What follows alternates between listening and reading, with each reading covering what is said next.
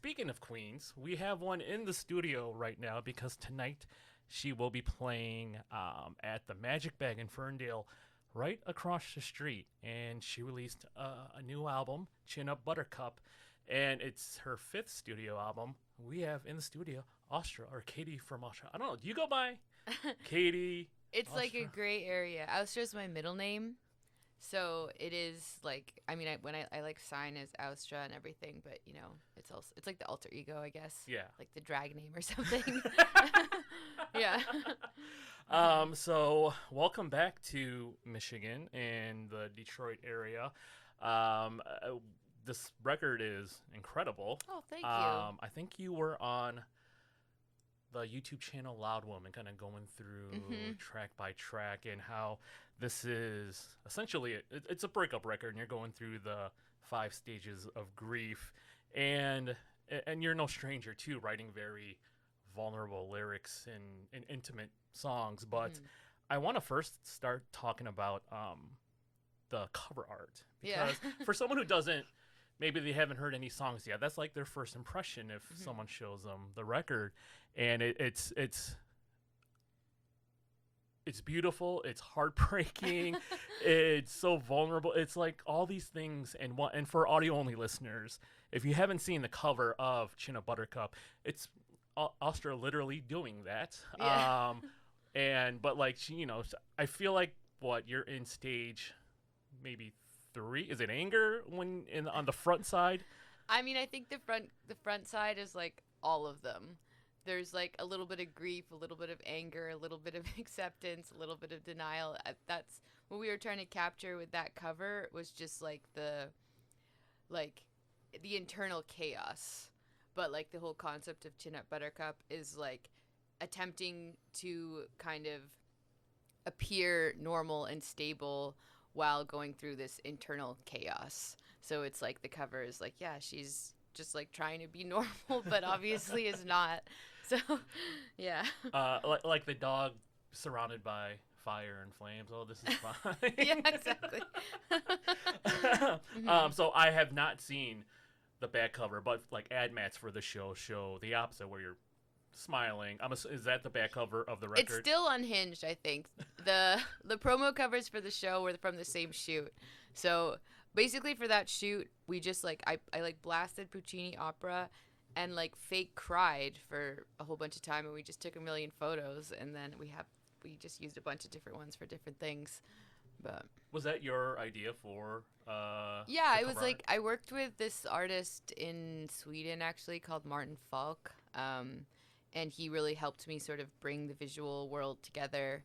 But I was actually inspired for the cover by, I don't know if you've seen like these makeup tutorials on like YouTube or TikTok or whatever, where these girls are doing like fake crying makeup. I guess it's like a trend or something, where the girls will be like, they'll do makeup that's like makes them look like they have a cold or like that they've been crying. And I was like, I want that. So we did the makeup like that. Yeah. Because it's so, none of your other album covers is like that. No. I mean, your 2020 album has your face on it, and but like you're not showing that much vulnerability. So was that it's a a little lot more introverted. Was that a little uncomfortable when you saw the final product, or when you were looking at the photos after you took them? I mean, I think I was really happy to be working with like a creative director, because when you I don't know how you feel about this, but I find that like looking photos of yourself, you totally lose perspective. So like when I was like working with people, and I was very happy to have somebody be like, I think we should use this one, and I was like, all right, here we go. So I went with it. So the record itself, as we mentioned earlier, it's a breakup record, so something very intimate, but something very relatable for a lot of people. I mean, we've all been there. But what I found interesting, what you said in it might have been that same video for Loud Woman, where you just, maybe it was almost like a word cloud approach, where you said you opened up a doc and you just started spewing words. Yeah, I mean, I guess I've never been much of like a journal writer, but I've learned that I write journals regularly in crisis. When I'm like going through something, that's what I'm like writing. Well, I feel like a lot. That's healthy. Yeah, I guess so. And so I was just like writing constantly, like every time I had, you know, like a bad feeling or just something that I felt like I needed to like get out, I would just write. And eventually I had like hundreds of pages of just like writing on my computer and writing in like also journals. And yeah, and then I sort of like was reading through it, and like most of it will never ever see the light of day. but there's like a few little pieces where I was like, oh, this is kind of interesting, and I think that maybe I could turn it into a song, and that's what happened. So you did. I remember you did say songs like "Blindsided" was one of them, where you kind of went back and thought, oh, this has well, "Blindsided" is interesting. It's like kind of unique actually, because I actually wrote that song like within 2 weeks of getting dumped. I was still living in my ex's apartment, and for some reason I felt compelled. I was like, I think I need to like sing about this, which I never really do, but there was just something about, I felt like I needed to document that moment, and so I pulled out a voice note and was just kind of singing, and then forgot about it, and like a couple years later was going through old voice notes and was like, oh wow, I made that like when I was really in the thick of it. Right. And so in that sense, yeah, it's really just a time capsule, which I find really interesting, actually. So for assembling Chin Up Buttercup and going to older songs like that, did that reopen old wounds? Oh, yeah, for sure. I mean, it was traumatizing, totally.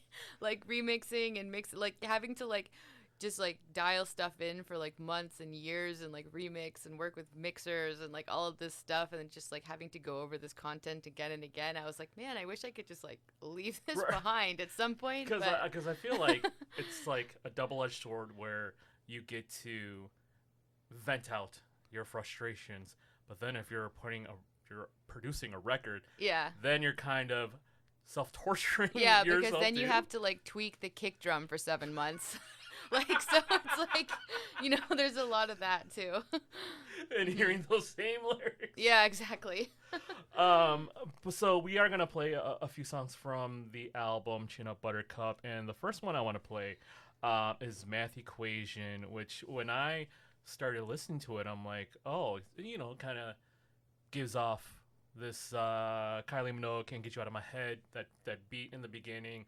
But then it gets real dark when you start saying, you told me to get more friends, and then you F them. So those are very raw lyrics, and since you normally wouldn't write a line like that, I think you said, but because of that journal or that doc you had open, you put it together.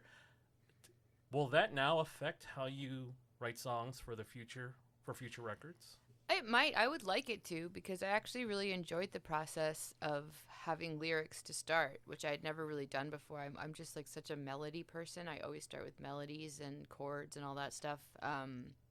Lyrics were always sort of an afterthought, but I just loved having words to start with, because then I could sort of shape the melodies around those words, and I ended up with all these melodies that were so different than anything I'd ever done before, and they just took me in all these like, I think when I write music like without words, it's really hard for me to break out of these like patterns. You know, it's like verse, chorus, everything has this like mathematical pattern to it, but when you're working with the words, that kind of all goes out the window, and it's just, you could kind of just like move more freely, and I love that experience. And the music video, I highly enjoy it. You pull double duty. Yeah. So do you storyboard your videos, or is it do you have a team that you work with on that? So that's one of my good friends, Trevor Bloomis.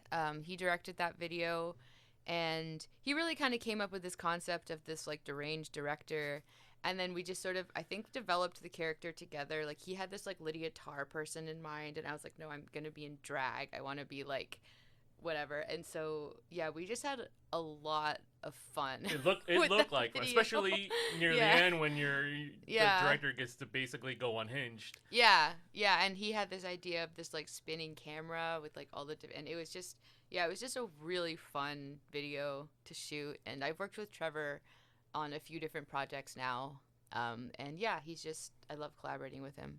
So awesome. So we're going to get into Math Equation right now. We're here with Austra. This is from her 5th studio album, Chin Up Buttercup, playing tonight at the Magic Bag. You can still get tickets at ticketweb.com and at the box office. And we will be right back in about 3 minutes and 26 seconds.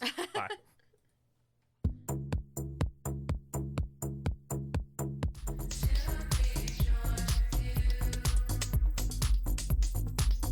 107 Ferndale Radio. That is Austra and Math Equation from her album Chin Up Buttercup.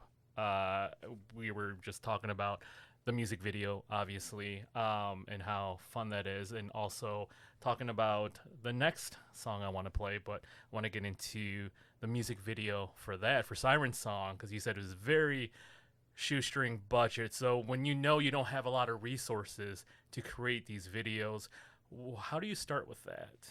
I mean, I just work with people who are like creatively engaged and just want to kind of have fun with it. You know, like my friend Vanessa Magic is just this incredible director, and she like painted all the backdrops herself in her apartment. Like I was over there and we were like, you know, getting it all ready. So it's just like a labor of love. You know, you have like a lot of, but she's so amazing. Like she also like baked us cookies like the day of the shoot, and it was just a really like wholesome, like fun, cute experience. And yeah, we all had a good time. So as we talk about Chin Up Buttercup and how, as I mentioned before, vulnerable record, breakup record, helping you to get over it. Mm-hmm. But I imagine for most of us, after we go through a tough breakup, we build walls back up. Mm-hmm. So do you find it hard to break down those walls again? Or is it, as this record came out, you're still very guarded? I mean, honestly, I don't feel like I really built up that many walls. I think that prior to the breakup, I was like queen of, like, I had a fortress around me. So, and the breakup kind of broke that down, and that was actually like a huge relief for me. Yeah, it just like, it forced me to kind of learn to better connect just with like my friends and my other people, and I don't want to let that go. So I've really enjoyed, like, you know, I feel like I've become the kind of person that isn't really capable of having like a not intense conversation anymore. Like I like to really like get down and dirty, get into the thick of it, and I don't want to lose that. So that was like for me like a real silver lining, I guess. Does it change your views on compromises? I believe it's the song "Fallen Cloud" where you're kind of asking your partner to basically, and just do these little tweaks, and I think for most people, there is a give and take. But do you sometimes have a self-reflection going, am I doing enough compromising? Yeah. Maybe that's stage 2 of the grief where it's negotiation. Yeah. Yeah, I mean, I think that, you know, I think that what I learned through this process was to really kind of like interrogate yourself and how like you show up in certain situations, and try and like manage to control that better rather than like focusing on what other people are doing. And, you know, but that's Fallen Cloud to me is like, it's sort of a song of delusion, because it's like, yeah, we just have to change these little things, but it's like, no, this is long over. Nobody's changing. Nobody wants to like change for you, but it's still like grasping to these like tiny straws and like, wait, like we can make it work. We can make it work. And it's like, no, you can't.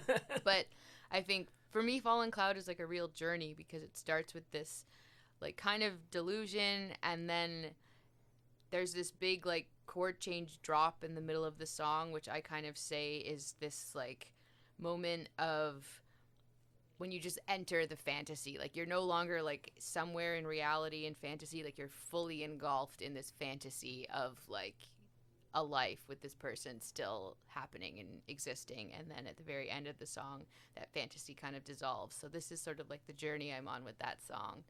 And yeah, I have to say that song has been like translating live so well. So I'm super stoked about that.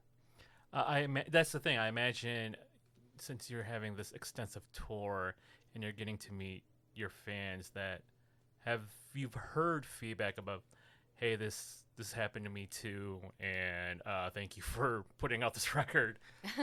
I mean, I haven't heard that specific feedback, but I've definitely heard people be like, I mean, the tour is just starting, you know, so I'm just starting to have these conversations. But yeah, I definitely have had people be like, this record came at a particular time for me. Yeah. And I'm like, I can imagine. I know what you mean. So yeah, that's definitely there. All right, so we're going to get into another Austra song from Chin Up Buttercup. We mentioned it earlier. This is Siren Song on 107 Ferndale Radio.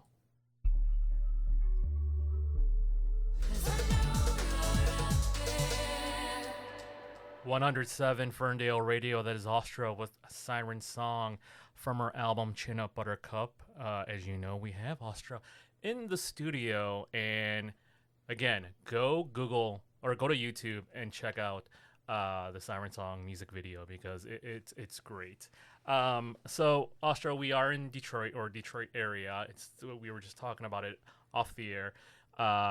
Birthplace of techno, despite what maybe some people in Germany would say. They're wrong. Thank you. Yeah, 100%. Have you been to Movement at all? No, I haven't. I want to, but yeah. And so that got me talking about your 2013 album Olympia, where you recorded some of it in Michigan, and also that you kind of had. When did you start getting into Detroit techno? When did that happen? I mean, I think really when I put out my first record and I started touring a lot and I started going to like a lot of clubs and stuff in Europe. That's what, like, we spent a lot of time in Berlin and sort of got into DJing around that time. So yeah, I think it was basically when I started traveling, my first record, 2011. And then yeah, just got really into like house and techno, and that definitely influenced my second record a lot.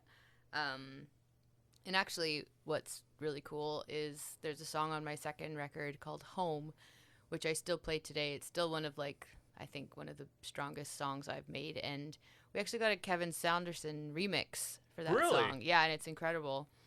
So that was like a dream, because we were already like so influenced by like his music and everything. And how did you connect? Did your people reach out? Yeah, my label did, but it was so great because he like, I have this like somewhere in my records, I don't know where it is, but I have this like phone message of him like leaving a message. I think someone at my label's office like listening to Home, and he was just like talking about it, and it was just like the best message. And like the remix was so good, we were so excited about it.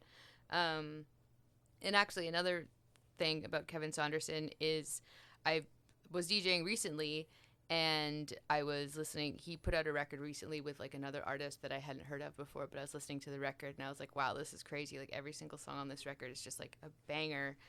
And I realized that the co-collaborator is his kid, his son. So he's like now putting out records with his son, who's like maybe 20 or something.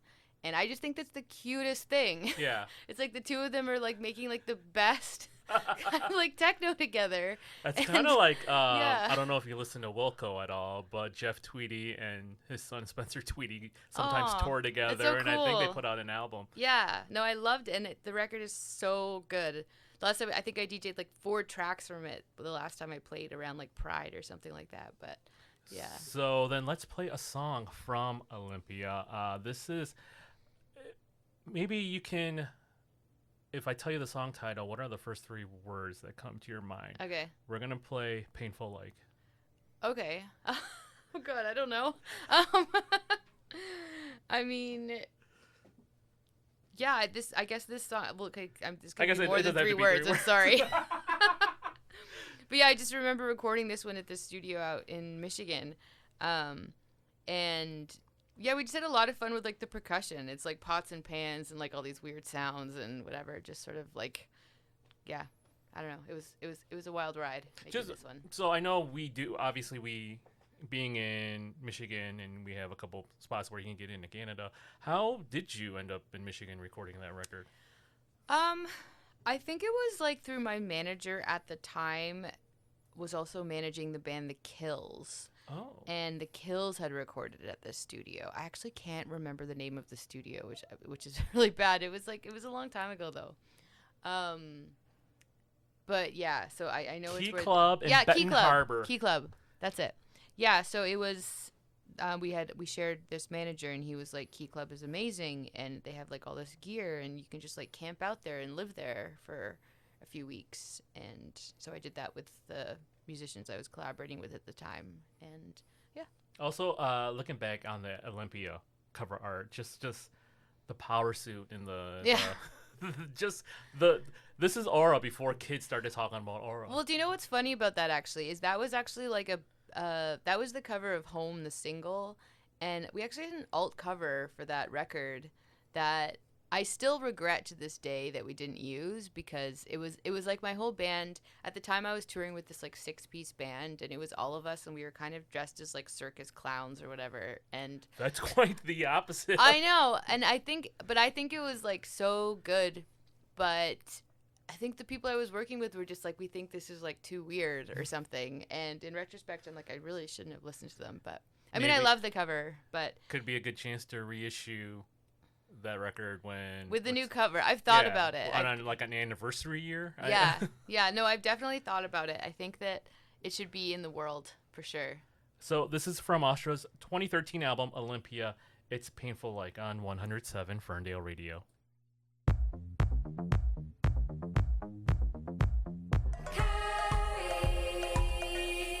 107 Ferndale Radio. That is Austra with Painful Like from her 2013 album Olympia. And I wish everyone could see what I saw. Oh, I guess you will, because I'll be posting this video on our YouTube channel later. But just how intently Austra was listening to that song, revisiting it, because you told me you haven't listened to it in a very long time. So hearing that song after a while, did it bring back memories of being in Benton Harbor at Key Club? I think that's what it's called. Definitely. I mean, to be honest, it brought back memories of being on tour with that band at that time. It's like I remember very vividly playing that song live in like 2013 or something like that, and so it's very interesting. Tonight, Austra headlining the Magic Bag. Tickets available at the Magic Bag box office and ticketweb.com. We have a few minutes left with you, and I want to talk about your 2017 album, Future Politics. I was going to play Utopia, but I do want to play another older song to wrap this up later, so I'll have to wait on that. But you had comments in the past about making that record was, what is an artist's role in activism and you know, sharing your voice for communities that need that. Somehow 2025, 2026 is dramatically different from 2017. And you know, there are people going through it. Obviously, everything going on with ICE in this country, and how immigrants in the U.S. are afraid, and rightfully so. As an artist you're from Canada, you're touring the U.S., is there ever a time, do you think, where you're like, maybe right now I'm just going to skip you? Obviously not on this album cycle, but who knows, maybe the next album. Would you have second thoughts touring in America? Oh, definitely. I mean, we had second thoughts this record. And I mean, partly because we almost didn't get our visas. Oh. Yeah, like I've never had a problem getting a visa, but according to my label, it's gotten harder than ever. So we didn't get our approvals till like 2 days before we left for tour. Oh my so we God. literally didn't know if we were going to be here or not. And yeah, I mean, it's scary and it sucks. And yeah, there's a lot of like terror for, as you said, immigrants and also trans people. And you know, and I think additionally it's important to remember that it's also scary for like international communities as well, you know, like with what's going on in Gaza and Venezuela and Greenland. Like America is really terrorizing people all over the world. And yeah, and I mean, even like with whatever, I don't really want to comment on like the tariffs, because honestly I'm just an anti-capitalist, so I'm just like, whatever, man. But like but I think that like Yeah, I mean it's a messed up time, and yeah, as you mentioned, that record, Future Politics. It's funny because it actually came out. Like I remember the day it came out was the day that Trump came to power the first time, and I think I had a show in Washington D.C. that night. And yeah, I just remember playing Future Politics, and ultimately Future Politics was like a pretty optimistic record. I think it was when there was like a lot of like conversation and dialogue around like climate change and like post-capitalism, and then Trump was like this like, oh shit, never mind, it's not really going that way. And then obviously since then it's gone way worse. And yeah, it's a scary time, and it made me, I brought Future Politics back into the set. I like remixed it and sort of made it better aligned with like the current stuff, but it's been like really euphoric to play that every night, especially here. And I mean, we're playing in Minneapolis in a couple days, and there's definitely a lot of like trepidation with my band, who are mostly people of color, and like just not knowing what it's kind of like actually on the ground there. So it's scary. Yeah, for sure. Do you think you would ever revisit the same concept as Future Politics for another, whether it's even just an EP or just a couple singles? Yeah, I mean, I would like to. I think it's... I think it's interesting putting out like such an intense breakup record. It really does sort of feel like, where do you go from here? Yeah. Like because those lyrics were just like written so desperately and in such a like kind of subconscious way. It feels very different to doing something like that versus doing something that you're really like thinking about, you know? Like I kind of like that emotional writing, but at the same time, yeah, I'm just curious to see where my lyrics kind of go in the future, because I do want to kind of stick to this like emotional vulnerability, but being able to address it like not just through a traumatic breakup in other ways. Yeah. Mm-hmm. So again, tonight at the Magic Bag, Austra. Tickets are available at ticketweb.com or Magic Bag as well. Also on the bill, Dominant Hand. So it's going to be a great show.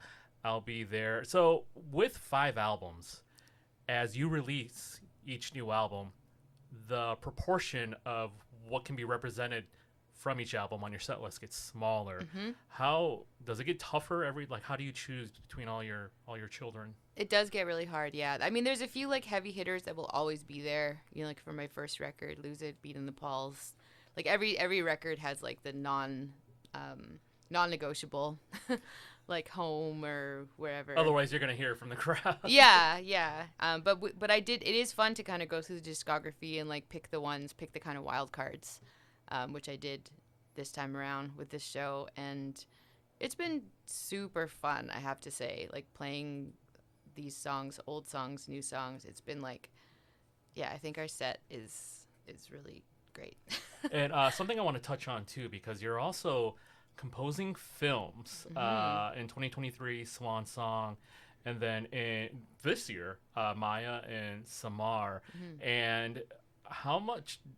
First of all, what compelled you to get into composing music? Well, I believe you have a classical music background. Yeah, right? Yeah. When I was a kid growing up, I was in orchestras and took piano lessons and all this stuff. So I do have a classical. I didn't go to university or anything, but I do have like a classical upbringing. And yeah, I mean, my like sort of friends, sort of distant friends, sort of just approached me out of the blue in 2020, and they were like, "Hey, do you want to score this like TV show / feature we're doing in the next month?" And I was like, "Oh, actually, yes," because at the time I was still like kind of reeling from my breakup and just wasn't really sure what to do next or what kind of music I was going to be making next. It was just at a very kind of like transitional point in my life, and that just fell into my lap, and it just felt like this amazing gift because it opened this door for me that has led to other work like Maya and Samar. And yeah, it feels, being able to score and like having like a few films under my belt now just makes me feel so much more confident and secure in like my career as an artist. Because now it's like I'm not just... Look at Trent Reznor. I mean, obviously people will always remember him for Nine Inch Nails, but he's become so respected as a film composer. I know. With him and Atticus Ross. Yeah, and I think it's just like such a relief to have like a few different avenues of work now, you know, because I'm getting older.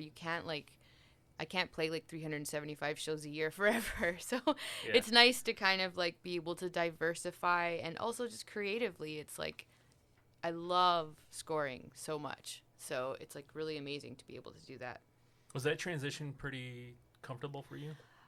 In some ways, yes. In some ways, no. I would say yes in that I knew what the music needed to be, like that, like being able to like, I don't know, like essentially like translate what you're seeing on a screen into music came very natural to me. But what didn't come natural to me was like the deadlines and the like the delivery requirements and like it's so intense with scoring. You know, you have these super tight timelines and like everything just needs to be to like a certain level that, and I really like, I refer to that time period as boot camp because you're just like working at such a like high level so quickly, and that was a challenge, but yeah, you know, it was nothing bad to say about it.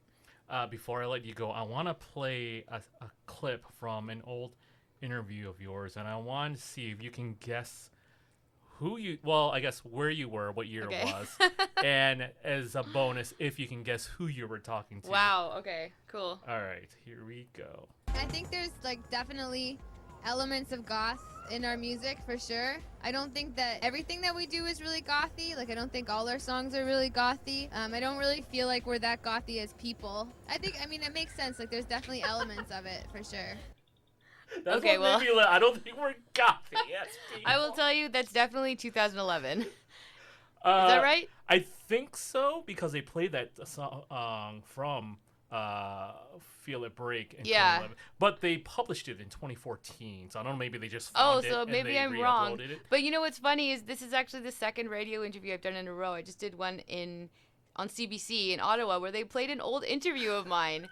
And I was like totally taken aback, and I sounded like that. I was like, oh my god, I sound younger, and I have like a slightly more like Valley Girl accent or something. Well, also, I'll show you after we're done. But the bangs game was very strong.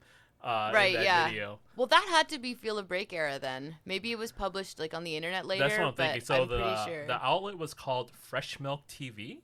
Yeah. And it was in a music festival in Germany. Cool. Yeah, I would never guess that. And it's so laid back because they just have you on a hammock with a mic. Weird. I'll pull it up after this. But Austra, thank you so much for joining us. Thank you. Join everyone listening to this. Join Austra tonight at the Magic Bag in Ferndale. Tickets again, ticketweb.com, themagicbag.com, and you're gonna be just have a fun time with like-minded people and just being in a very supportive community. Mm-hmm. So before you go, here is I'll play you another old song from your debut album, Feel It Break. This is Lose It, which you will hear tonight. Absolutely. As you spoiled. Non-negotiable. Non-negotiable. It's 107 Ferndale Radio.